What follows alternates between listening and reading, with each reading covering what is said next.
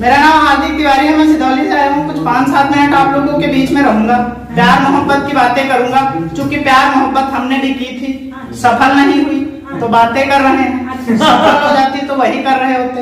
प्यार मोहब्बत, सही बात भैया। अच्छा, प्यार मोहब्बत करनी, प्यार मोहब्बत की बातें कहीं पढ़ने लिखने कुछ जाओ, सामने बुजुर्ग बैठ जाए, प्यार मोहब्बत की बातें करनी हो बहुत आफत हो जाती है। लेकिन जब से आसाराम बापू और अनूप जलोटा ने प्रेम किया तब से आसानी हो गई। आपको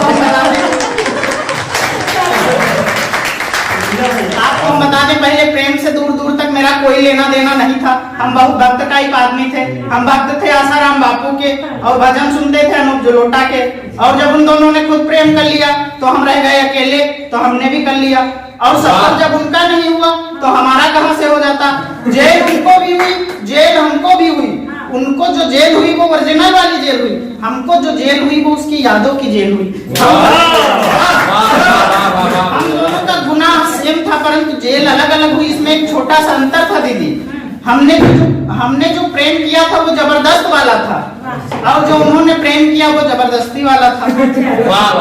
आप जब जेल गए तो जेल में एक अपराधी से मिले, उससे पूछने लगे कि भैया यहाँ कैसे, तो उसने बताया कि हमने बम फोड़ा था उसके चक्कर में। उसने बापू से पूछा आप कैसे, उन्होंने कहा हमने फुलझड़ी।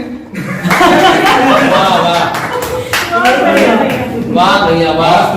दोस्तों हास्य का कभी ऐसा नहीं है कि कोई अच्छी बात नहीं कर सकता। हम आपको बता दें जीवन में कुछ भी करना पर कभी किसी की कॉपी मत करना, किसी की नकल मत करना। क्योंकि 2 दोस्त थे, एक को अंग्रेजी आती थी एक को नहीं आती थी। एक दिन उनके क्लास में कंपटीशन हुई, टीचर ने कहा हम जिसको जो टॉपिक देंगे उस पे उसको कुछ बोलना होगा। तो जिसको अंग्रेजी आती थी उससे टीचर ने कहा कि अपने फ्रेंड पे कुछ बोलो, तो उसने कहा आई have so many friends but Shivam is my best friend. फिर टीचर ने जिसको अंग्रेजी नहीं आती थी उसको टॉपिक दिया कि अपने पिता पे कुछ बोलो। उसने कॉपी किया, आफत हो गई। उसने अपने अंग्रेजी वाले दोस्त को कॉपी किया और चिपका दिया। कहने लगा I have so many fathers but Ramlal is my best father.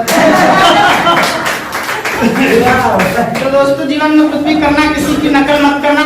और अभी जितने लोगों ने काव्य पाठ किया, बहुत सुंदर काव्य पाठ किया, जितने भी लोग आए सबने बेटी के सम्मान में कुछ ना कुछ बोला। लड़कों के सम्मान में कोई कुछ नहीं बोला क्योंकि लड़कों का सम्मान ही नहीं हमको लगता।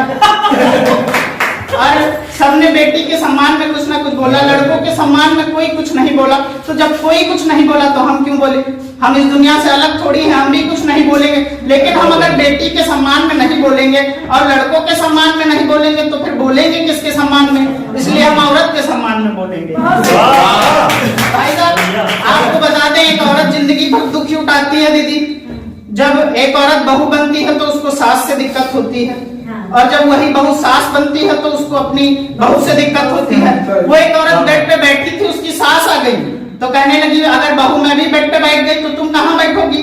तो उसने कहा कि हम सोफे पे बैठ जाएंगे। उन्होंने कहा कि अगर हम सोफे पे बैठ जाएं तो तुम कहाँ बैठोगी? उसने कहा हम चटाई पे बैठ जाएंगे। उन्होंने कहा अगर हम चटाई पे बैठ जाएं तो तुम कहाँ बैठोगी? तो उसने कहा हम गड्ढा खोद के उसमें बैठ जाएंगे। सास कहाँ मानने वाली थी? उसने कहा अगर हम भी गड्ढे में बैठ जाएं तो तुम कहाँ बैठोगी? उसने कहा हम गड्ढा काट देंगे, उसके ऊपर कुर्सी डाल के बैठेंगे। पति है दीदी और किस्मत बहुत खराब हो तो शुभम भाई जैसे पति मिल जाते हैं। एक बार भाभी जी इनसे कहने लगे, जिनका नया नया घर बना था इनकी भाभी जी इनसे कहने, इनकी नहीं हमारी भाभी जी इनसे कहने लगी कि खिड़की में पर्दे लगवा दीजिए, सामने वाला आदमी हमको बहुत देखता है। तो इन्होंने कहा कि एक बार उसको ढंग से देख लेने दो, फिर वो खुद ही अपने खिड़की में पर्दे लगवा देगा।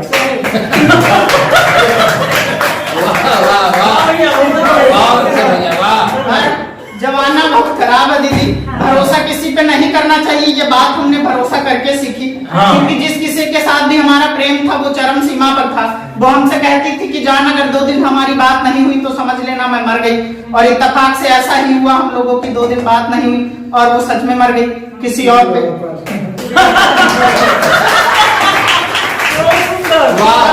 तब मैंने 2 पंक्तियां लिखी कि हम उस पे मरे वो किसी और पे मर रही है, हम जिस पे मरे वो किसी और पे मर रही है, मोहब्बत हमसे सीखी थी किसी और से कर रही है।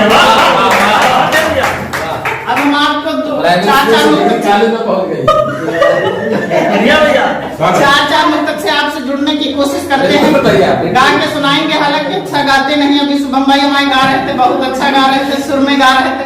हम वैसा सुर में गाएंगे लेकिन झेल लेना। वाह वैसा सुर। सुनना कि एक लड़की प्यार में मेरे मदहोश हो गई, एक लड़की प्यार में मेरे मदहोश हो गई, हम तेज जो बोले तो वो खामोश हो गई, उसने तो मेरे प्यार में मारा था दोस्तों, उसने तो मेरे प्यार से मारा था दोस्तों, हमने यूं जड़ दिया कि वो बेहोश हो। तूने लगा दिया आग मेरे दिल के चमन में, तुझको मिलेगा ना सुकून इस धरती गगन में, तूने लगा दिया आग मेरे दिल के चमन में, तुझको मिलेगा ना सुकून इस धरती गगन में, धोखा दिया है तूने मुझे प्यार में सनम, धोखा दिया है तूने मुझे प्यार में सनम, खुजली हो जाए बेवफा तेरे पूरे बदन में। और सुना कि दोस्तों आजकल लड़कियां पता नहीं कुत्तों से इतना प्रेम क्यों करती हैं। आपने देखा होगा आजकल कुत्तों बिल्लियों से प्रेम करने का बहुत चलन है। मुझे इस बात से बहुत दिक्कत है, लड़कियां कुत्तों से इतना प्रेम करती हैं और पता नहीं लड़कियां कुत्तों से इतना प्रेम क्यों करती हैं, जबकि लड़के खुद उन्हें कुत्तों की तरह प्रेम करने को तैयार हैं। वाह।